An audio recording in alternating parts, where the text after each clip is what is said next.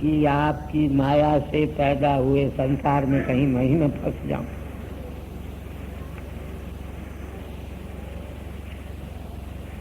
इस वास्ते मैं आपके द्वारा उत्पन्न हुआ, आप अनंत शक्ति हैं। इस वास्ते आपके विचित्र रूप को विस्तार पूर्वक मैं वर्णन करता रहूं, मेरी वाणी कभी नहीं थके, ऐसी कृपा की।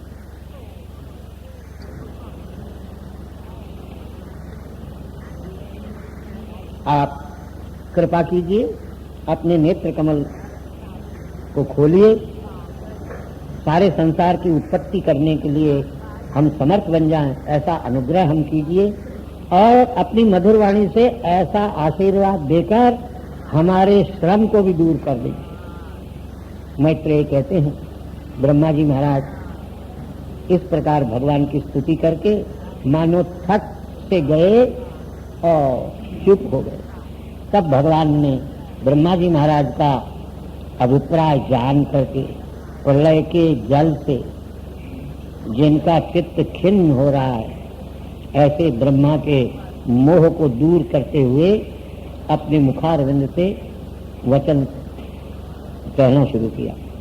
भगवान कहते हैं ब्रह्मा जी महाराज, आप वेद गर्भ हैं, अर्थात आप ही वेद का प्राकट्य करने वाले हैं।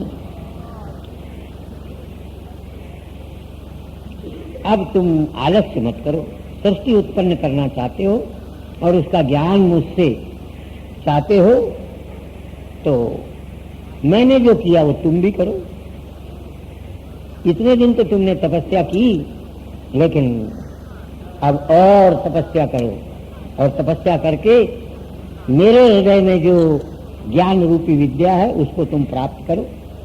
उसको प्राप्त करने के बाद तुमको सारे संसार के लोगों का ज्ञान हो जाएगा और उन्हें कैसे पैदा किया जाता है इस बात को भी तुम जान जाओगे। बस भाई हो गया, ये उपद्रव ज्यादा नहीं तो हम हाथों से कर देंगे।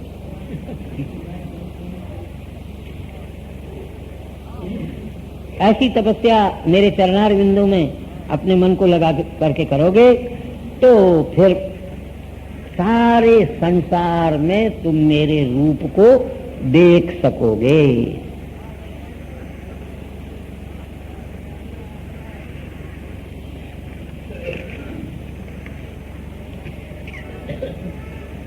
और तुम्हारे मन का दुख तभी दूर होगा जब संसार के समस्त जड़ चेतन जीवों में तुम मेरे स्वरूप का दर्शन करने लगोगे।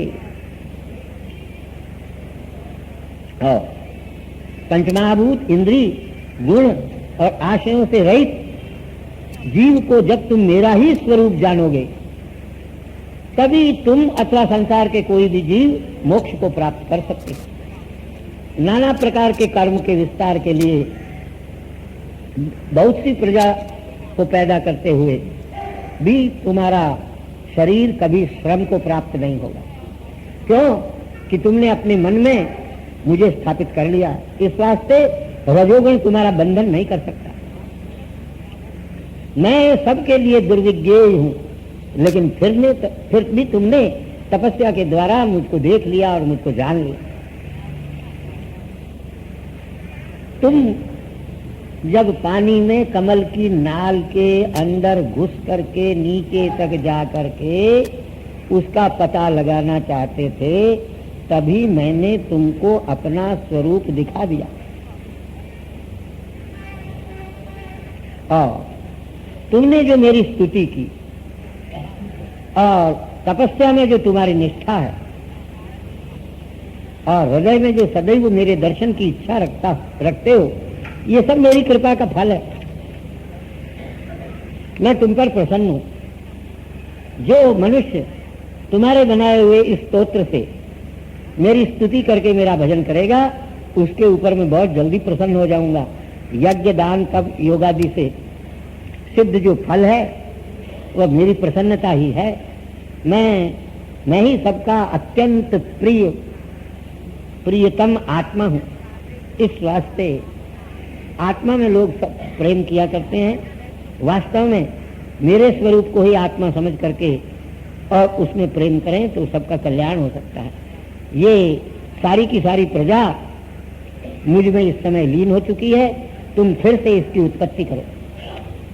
मैत्रेय महाराज बोले, ब्रह्मा ने इस प्रकार भगवान से प्रार्थना करके भगवान से इस प्रकार का ज्ञान प्राप्त कर लिया।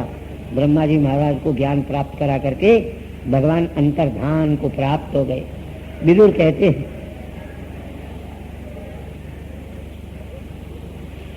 हे मैत्रेय जी महाराज,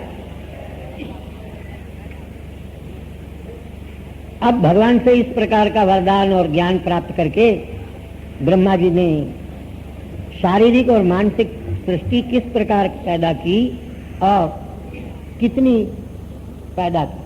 मैत्रेय कहते हैं, और उधर सूत जी महाराज शौनक से कहते हैं, विदुर के द्वारा प्रेरित होकर के मैत्रेय ने विदुर के हृदय में विद्यमान जो प्रश्न थे उनका उत्तर देना प्रारंभ किया और कहा, भगवान की आज्ञा के अनुसार ब्रह्मा जी ने फिर दिव्य 100 अर्थात देवताओं के 100 वर्ष तक तपस्या की।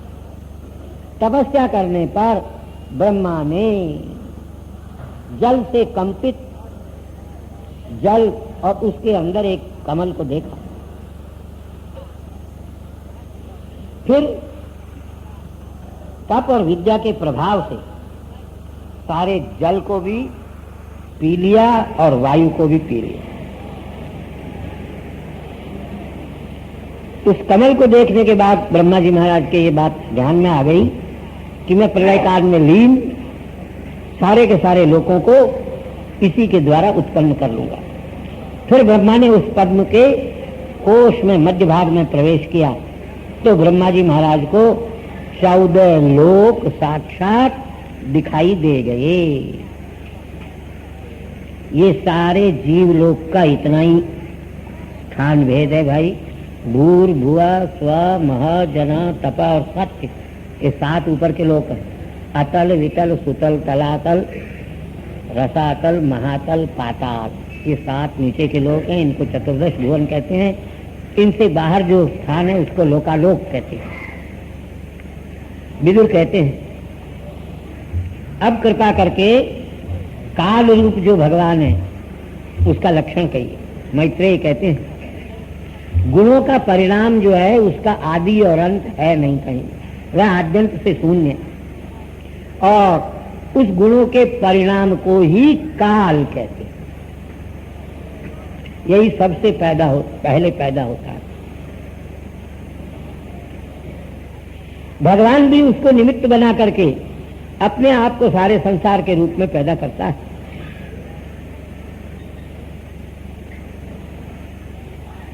ये भगवान की माया से सारा विश्व बनता है। पंच तन्मात्रा काल के निमित्त से पैदा होती है और फिर ये सब अलग अलग प्रकाशित हो जाते हैं। जैसा आज हम सारा यह संसार देख रहे हैं, सारी दुनिया देख रहे हैं, वैसा ही यह संसार उत्पत्ति के पहले भी था। अब हम तुमको प्राकृत आदि सृष्टि बतलाते हैं। ये प्राकृत सर्ग 9 प्रकार का है और प्राकृत सर्ग जो है 6 प्रकार का है। वैकृत सर्ग जो है वह 3 प्रकार का है। 6 और 3 दोनों मिलकर के 9 प्रकार की सृष्टि है। और प्राकृत वैकृत 9 प्रकार की सृष्टि को छोड़ करके एक और सृष्टि है जिसको 10वीं सृष्टि कहते हैं। इसमें सबसे पहले महत्तत्व की उत्पत्ति होती है। ये पहली सृष्टि है महत्तत्व। महत्तत्व कहते हैं ब्रह्मा जी की बुद्धि को। समष्टि हिरण्यगर्भ आपकी हमारी बुद्धि, इन सब की बुद्धि को इकट्ठा करें।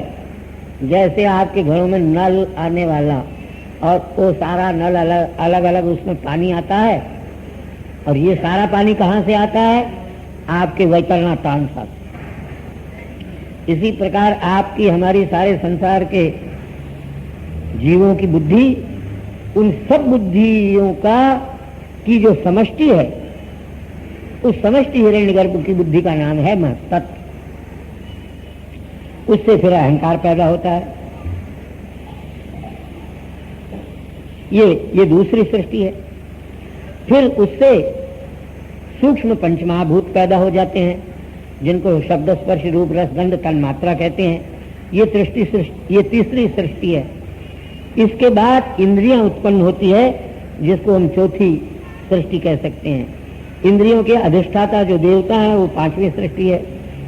अविद्या के 5 पर्व हैं, अविद्या, अस्मिता, राग द्वेष, अभिनिवेश।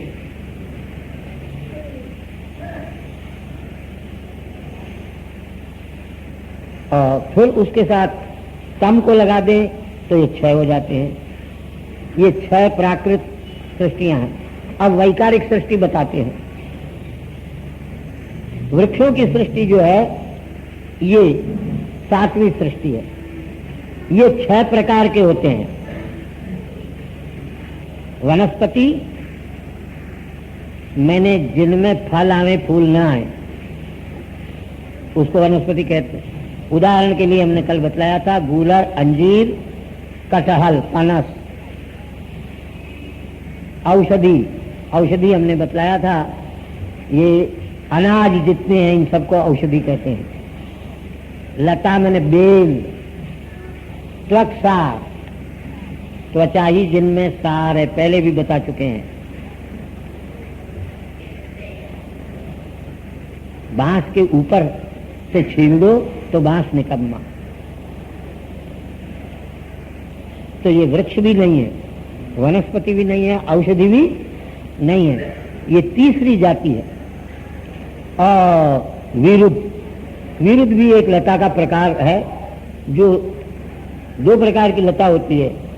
एक जिनकी जड़ जमीन में होती है उसको विरुद्ध कहते हैं, और लता कहते हैं जिसकी जड़ नीचे नहीं होती, पेड़ के ऊपर से ही जो पैदा होती है और पेड़ पर छा जाती है, उसको लता कहते हैं। ये लता और विरुद्ध में भेद है। द्रुम कहते हैं वृक्ष को। पशु पक्षियों की जो सृष्टि है ये 8वीं सृष्टि है। और ये पशु और पक्षी 28 प्रकार के, इनकी 28 जातियां हैं।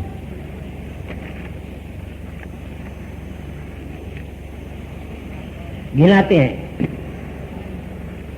गाय, बकरी, भैंस, हरिण, सुअर, गवाई बने रोज, रूरू, बारहसिंगा, मेष, मींढा, घेटा, यहाँ घेटा कहते हैं गुजराती में, ऊंट। ये पशु 2 खुर वाले हैं। एक खुर वाले पशु होते हैं। गधा और घोड़ा इत्यादि का जो खुर होता है ना, वो एक ही होता है। और गाय का बीच में से, भैंस का भी।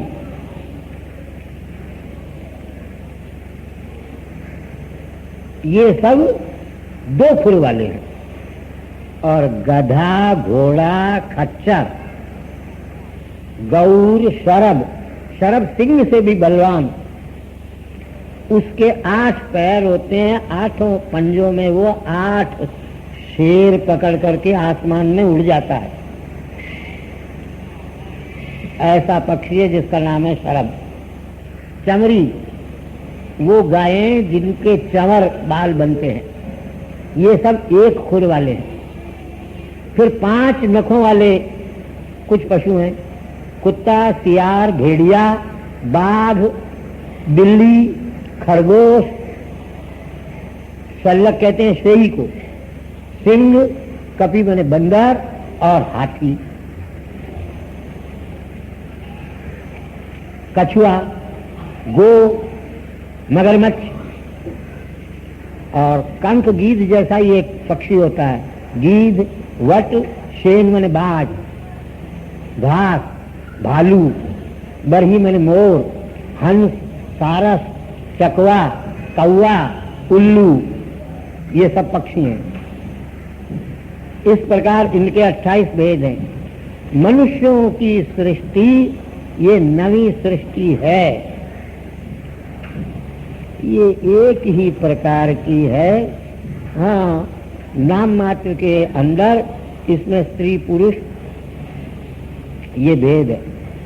जिनमें रज का आधिक्य होता है वो मनुष्यों की सृष्टि है, इसीलिए इनमें दुख अधिक होता है, सुख कम होता है। हाँ, ये बेचारे दुख को ही सुख मान ले जाते, दुख हट जाता है तो समझते हैं हम सुखी हो गए। और दोनों प्रकार का एक 10वां हमने संसार बताया, सृष्टि बतलाई जो कुमारों की। देवता की जो सृष्टि है वो वैकृत सृष्टि है, वह 8 प्रकार की है। देवताओं की 8 जातियां, देव, पितर, असुर, गंधर्व, अप्सरा, यक्ष, राक्षस, भूत, प्रेत, पिशाच, सिद्ध, चारण, विद्याधर और किन्नर। विद्याधराप्सरो यक्ष, रक्षो गंधर्व किन्नरा, पिशाचो गुह्यक सिद्धो भूतोमी देवयोनयः। ये देवताओं की सृष्टि 8 प्रकार की। इसमें राक्षस और यक्ष एक जाति है, भूत अलग जाती है, प्रेत अलग जाती है और पिशाच अलग जाती है। इसी प्रकार सिद्ध, चारण और विद्याधर अलग जाती है, किन्नर अलग जाती है। ये देवताओं की जातियां हैं। अब हम तुमको वंशों का कथन करेंगे और मनवंतरों का भी कथन करेंगे। इस प्रकार एक ही भगवान अपने आप को अनेक प्रकार से पैदा कर लेता है। मैत्रेय जी कहते हैं, हे विदुर,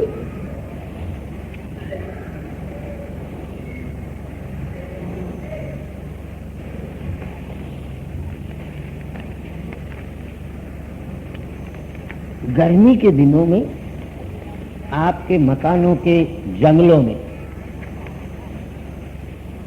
अत्यंत महीन महीन कण धूप में घूमते हुए आकाश में नजर आते हैं।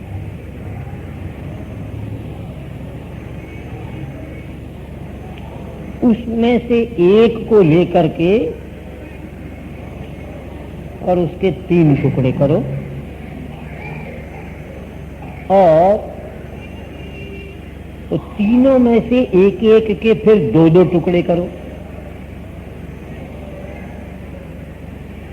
तो अंतिम टुकड़ा जो होगा वो जाल सूर्य मरीचिस्थम, आपके मकानों की खिड़कियों की जालियों में सूर्य की किरणों में जो छोटे छोटे पार्थिव तत्व उनको कहेंगे, वैसे पंचमहाभूत मिले हुए होते हैं इसलिए पांच भौतिक कहेंगे, उनमें से किसी एक को पकड़ करके एक के 2 करो और फिर उन 2 में से एक एक के 3-3 करो। कहने का तात्पर्य जिसका विभाग न हो सके, ऐसी स्थिति में टुकड़े जिसके न हो सके, उस तत्व को कहते हैं परमाणु।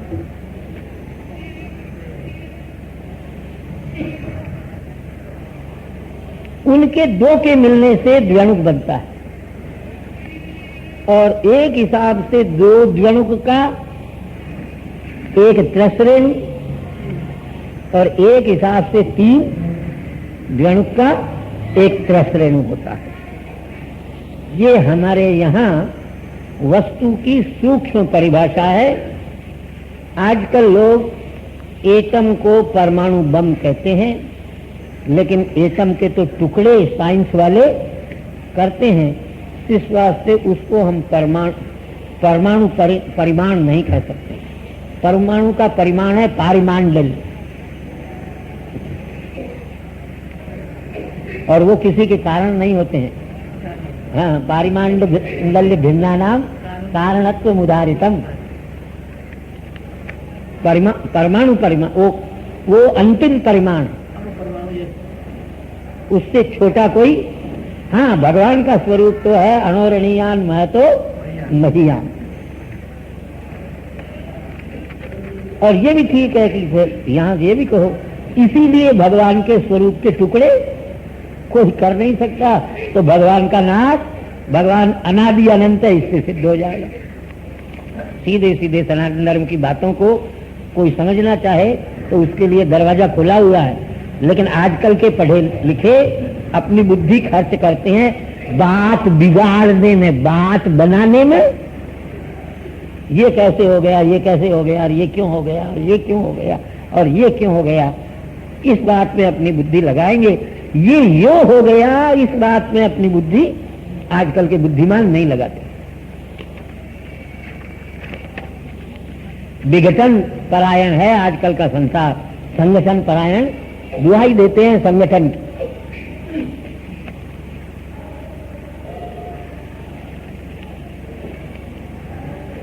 ये स्थूल सूक्ष्म जितने पदार्थ हैं, इनके टुकड़े करते करते अंतिम टुकड़ा, जिसका टुकड़ा न किया जा सके, उसको परमाणु कहते हैं। और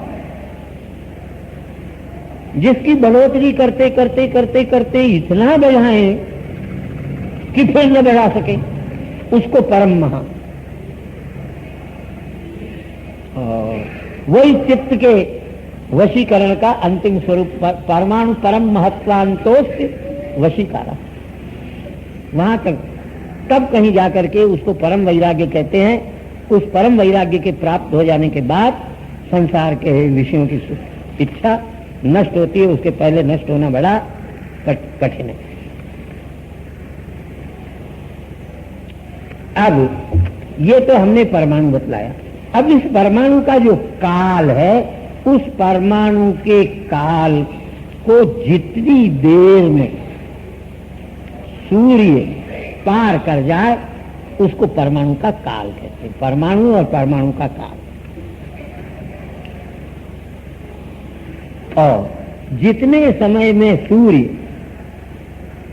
12 राशियों पर, मेष, वृष, मिथुन, कर्क, सिंह, कन्या, तुला और जो है सो वृश्चिक, धनु, मकर, कुंभ और मीन, ये 12 राशियां।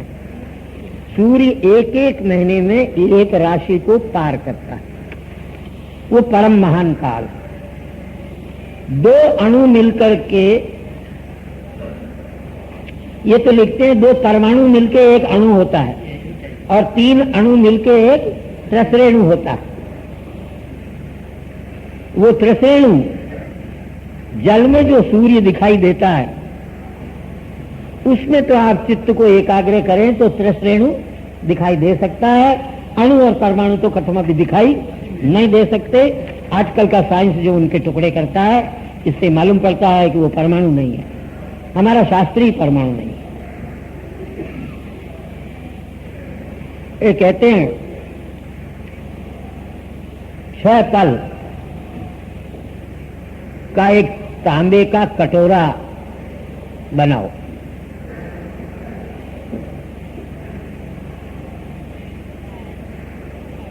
उसके ठीक बीच में कटोरा बनाओ है। 4 अंगुल की एक सलाई बनाओ। लंबी कितनी हो? 4 अंगुल की। 20 रत्ती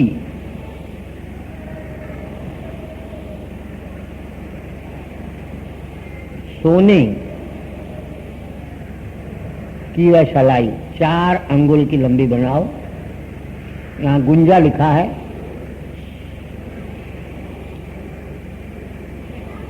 बीस चिरमी भरा सोना लो। उसकी पतली 4 अंगुल लंबी एक सलाई बनाओ। उस सलाई से वो 6 पल पानी जिसमें आए ऐसा तांबे का जो पात्र है, ये जल घड़ी बना रहे हैं श्रीमद् भागवत का।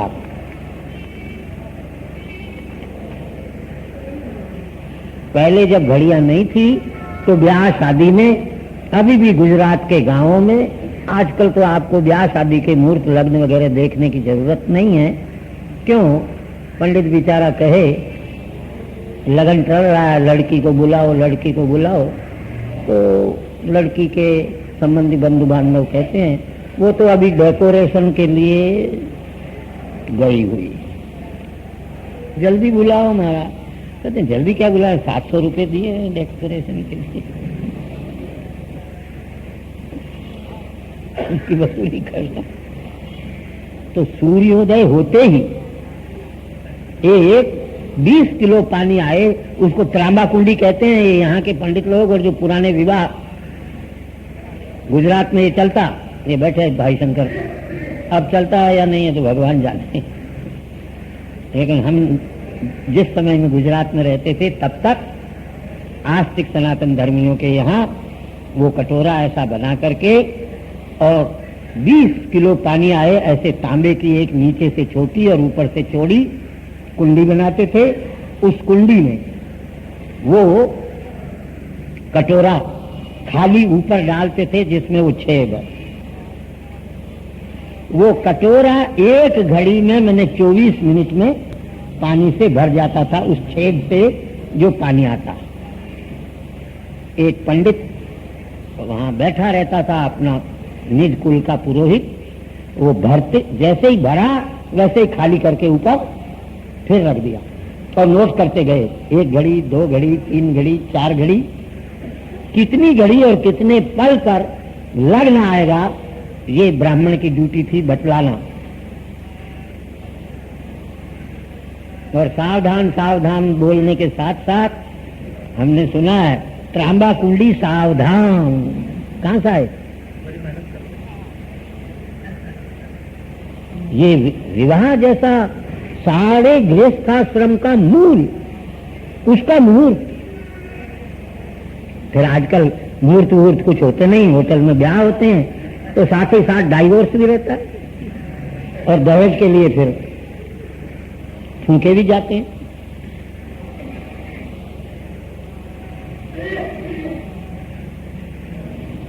तो ये 24 मिनट में वो कटोरा भर जाएगा, उस छेद के अंदर से जो पानी चलेगा 1 घड़ी, 24 मिनट की 1 घड़ी होती है।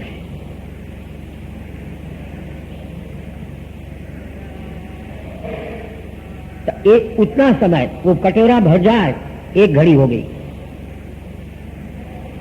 8 पहर के उस 2.5 घड़ी का 1 घंटा होता है। 1 घड़ी के 60 पल होते हैं, 1 पल के 60 विपल होते हैं। और ऐसी 2.5 घड़ी का 1 घंटा, 3 घंटे का 1 पहर, 8 पहर के मनुष्यों के दिन और रात, आपके हमारे 5 पहर का दिन और 3 पहर की रात, रात्रि त्रियामा है। 15 दिन और 15 रात एक पक्ष होता है, जिस पक्ष का नाम है शुक्ल और कृष्ण। अभी कृष्ण पक्ष चल रहा है, गुजरातियों के हिसाब से श्रावण कृष्ण पक्ष है और उत्तर भारत में भाद्रपद कृष्ण पक्ष है। बंबई में अभी श्रावण 15 दिन तक, अमावस्या तक चलेगा। 5 दिन ही हुए हैं श्रावण कृष्ण पक्ष के, 15 और 5 20 दिन हुए, अभी श्रावण के 10 दिन बाकी है। दक्षिण भाग गुजरातियों के, दाक्षिणात्यों के, सारे दक्षिण भारत के, वो दोनों पक्ष मिलकर के कृष्ण पक्ष और शुक्ल पक्ष एक एक मिले तो 1 महीना होता है। ऐसे 6 महीने का उत्तरायण और 6 महीने का दक्षिणायन होते हैं। और ये जो आपका हमारा महीना है, ये पितरों का 1 दिन है। हमारा कृष्ण पक्ष पितरों का दिन है, हमारा शुक्ल पक्ष पितरों की रात है। इसीलिए आसोज बदी में श्राद्ध करते हैं, वो उनका दिन, वो अमावस्या आसोज बदी ठीक पितरों के दिन का 12 बजे का समय, कांटा बराबर हो जाता है।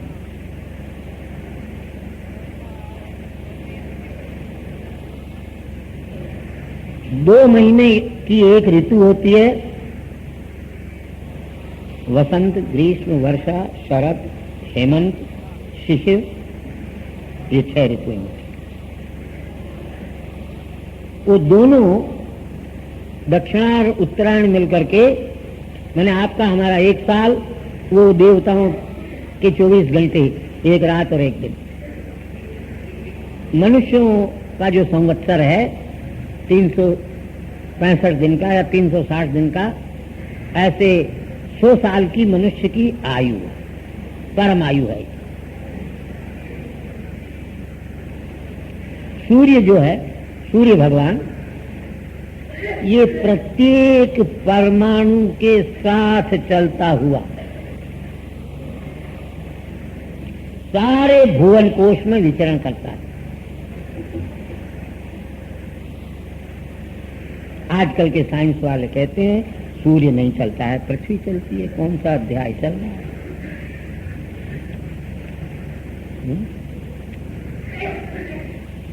लेकिन हमारे प्रश्न हैं जो अनुत्तरित हैं, और उत्तर अगर लोगों ने दिए हैं तो वो ब्लफिंग है। सुनो आप बंबई जैसे बुद्धिमान, हम कहते नहीं हैं सच है या झूठ है, लेकिन हमको ये संदेह है कि अभी कोई भी रॉकेट के द्वारा चंद्रलोक में, शुक्रलोक में गया नहीं। लोग कितना ही करें, हम उनसे प्रश्न करते हैं। इस धर्मशाला में जो कई चक्कर लगाएगा उसको, और खास इस दृष्टि से लगाएगा कि मैं इसका रिसर्च करूं, अन्वेषण करूं, तो उसको तो कम से कम ये खंबा कैसा है, ये जंगला कैसा है, इसकी छत कैसी है, ये सब इसकी एक एक बारीकी का ज्ञान होना चाहिए ना। तो चंद्रलोक में जाकर के आए हैं, तो हमें ये बताएं कि चंद्रमा घटता क्यों है और चंद्रमा बढ़ता क्यों है। और चंद्रमा का घटना बढ़ना 2 प्रकार का है। खूब अच्छी तरह से यहाँ जो साइंस के जानने वाले विद्वानों, वर्तमान मॉडर्न अंतिम साइंस के ध्यान दे करके सुनो, और उनके जानकार अगर कोई तर्क और युक्ति बताए तो हमारे सामने लाओ।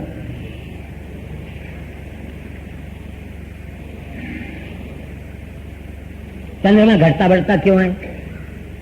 और चंद्रमा की घटाबढ़ी 2 प्रकार की है, एक नियमित और एक अनियमित, एक रेगुलर और एक इरेगुलर।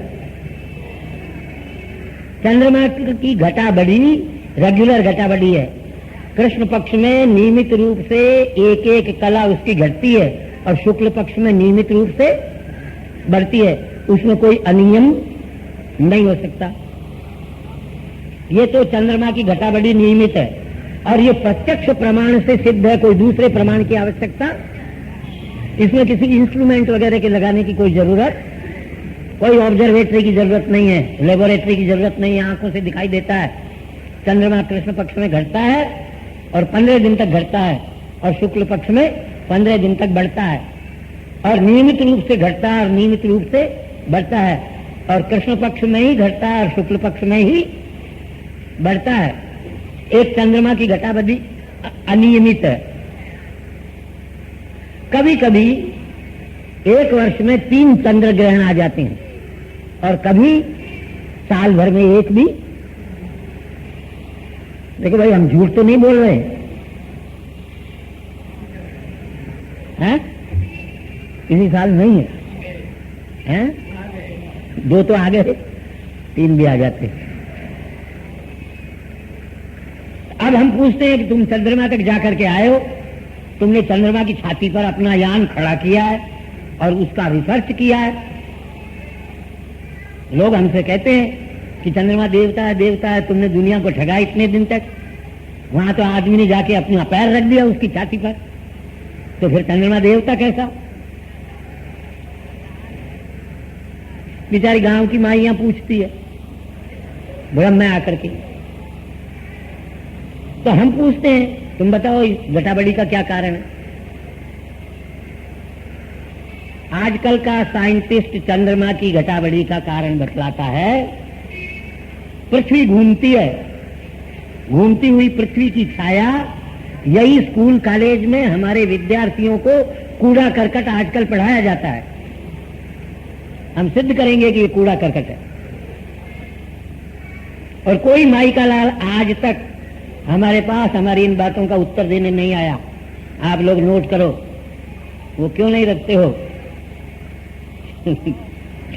टैप रिकॉर्डर, छोटा सा गांव था, 62-63 हमने नहीं, इन्हीं महात्माओं ने हमारी इस व्याख्यान माला के खरगोन जैसे छोटे से गांव में, और बंबई में एक टैप रिकॉर्डर का प्रबंध आप नहीं कर सके।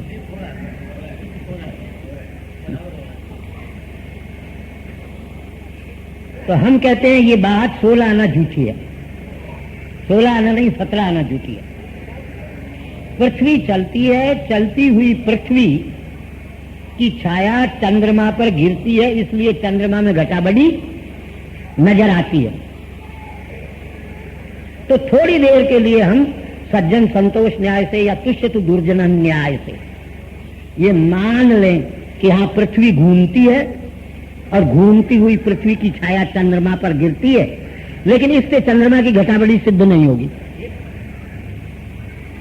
घटाबड़ी सिद्ध नहीं होगी। आप कहेंगे क्यों?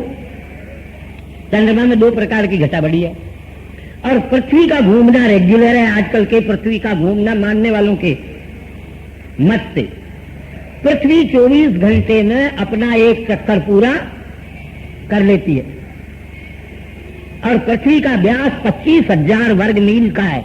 हमारी नहीं, आजकल के लोगों की मान्यता के अनुसार पृथ्वी का घेरा है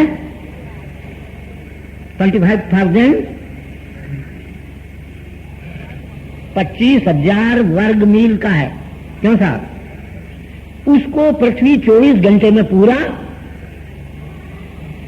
इसका मतलब हुआ कि 1 घंटे में 1000 मील से भी अधिक तेज रफ्तार से पृथ्वी, क्यों साहब?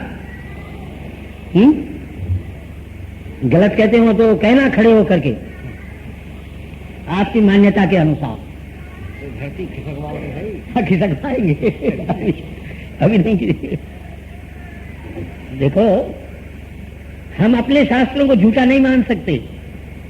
क्यों? हमारे वेद में ये न पृथ्वी स्थिरा जौर दृढ़ा वेद मंत्र है। दृढ़ा ये न स्तभितम नाका, ये न स्वस्थभितम वेद मंत्र है। और पृथ्वी के नाम है हमारे यहाँ भूर भूमि रचला अचला। पृथ्वी चलती नहीं, पृथ्वी चलती है, पृथ्वी चल है। ऐसा कहने वाले के प्रति हमारा प्रश्न होगा, चल किसे कहते हैं और अचल? पहले चल किसे कहते हैं, चल की परिभाषा करो और अचल की परिभाषा करो। मैंने चल किसे कहते हैं डेफिनेशन चल का करो और अचल का भी डेफिनेशन करो। यदि पृथ्वी में चल का डेफिनेशन मिलता हो तो पृथ्वी को चल मान लो, अचल का डेफिनेशन मिलता हो तो अचल मानना पड़ेगा। चल किसे कहें सोच करके नहीं आए हो, इसलिए आप जल्दी नहीं बोल सकते हो। हम करते हैं लक्षण, जो सदा सर्वदा एक ही जगह दिखाई दे वो अचल, और जो कभी कहीं और कभी कहीं दिखाई दे वो, बोलो बहुत लक्षण है या सही? आप, हम, घोड़ा, गाय, बैल, गधा, रेलगाड़ी, ये क्या है? कभी कहीं दिखाई देते हैं और कभी, और ये नेमानी वाड़ी, ये भी कभी कहीं दिखाई देती है क्या? चलो कहते ही इमूवेबल प्रॉपर्टी है। एक छोटे से इस मकान को तो कहेंगे इमूवेबल प्रॉपर्टी, और अखंड भूमंडल को कहते हैं वारे तेरी बुद्धि मूवेबल। जिस पर ऐसे ऐसे अनंतानंत मकान अचल होकर इमूवेबल। अरे इसका आधार पृथ्वी ही अगर मूवेबल है तो ये इमूवेबल प्रॉपर्टी कैसे? कैसा?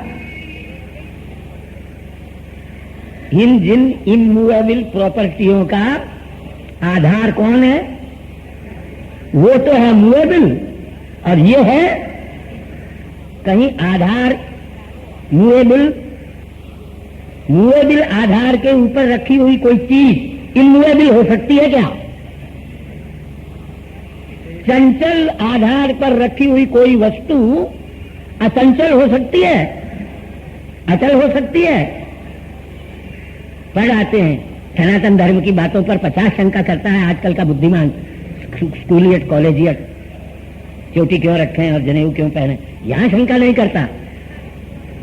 यहां गौरंग महाप्रभुओं की वाणी है, इसलिए त्वमेव माता च पिता त्वमेव सेल्फ सरेंडर करके मान लेता है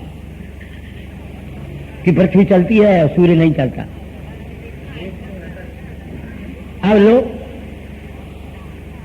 अब ये जब चलाचल का लक्षण किया तो पृथ्वी कैसी है? सदा एक जगह दिखाई देने वाली है या कभी कहीं और कभी कहीं दिखाई देने वाली है? आज इसके विरुद्ध सूर्य देखो, सूर्य कैसा है? उसमें चल का लक्षण गया या अचल का? चल किसे कहते हैं? जो कभी कहीं दिखाई दे और कभी, थोड़ी देर के पहले तो यहां दिखाई दे रहा था और अब अमेरिका में दिखाई, ये किसका लक्षण है?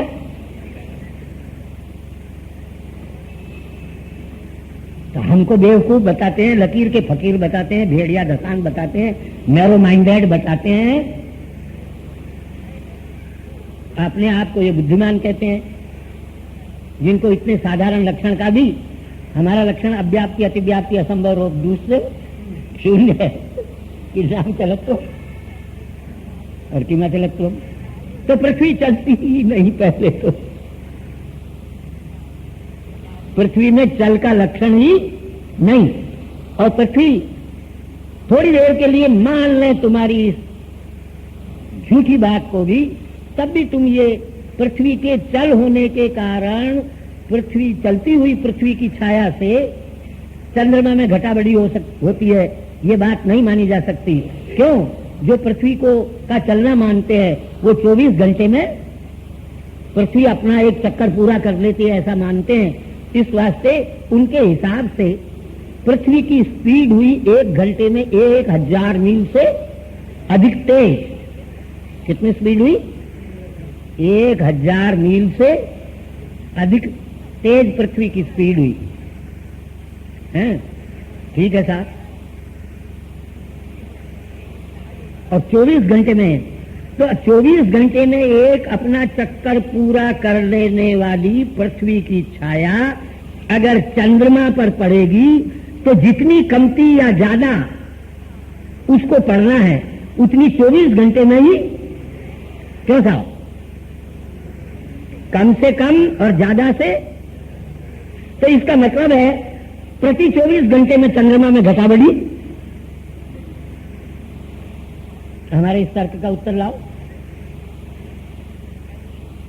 पृथ्वी अपना चक्कर 24 घंटे में पूरा कर लेती है, उसकी घूमती हुई की छाया पड़ने से यदि चंद्रमा में घटाबड़ी हो तो 24 घंटे में ही चंद्रमा में घटाबड़ी होनी चाहिए। लेकिन चंद्रमा में 24 घंटे में घटाबड़ी न होकर के 15 दिन में घटाबड़ी होता ही। और वो ग्रहण की जो घटाबड़ी है उसका तो कोई उत्तर, हम एक जगह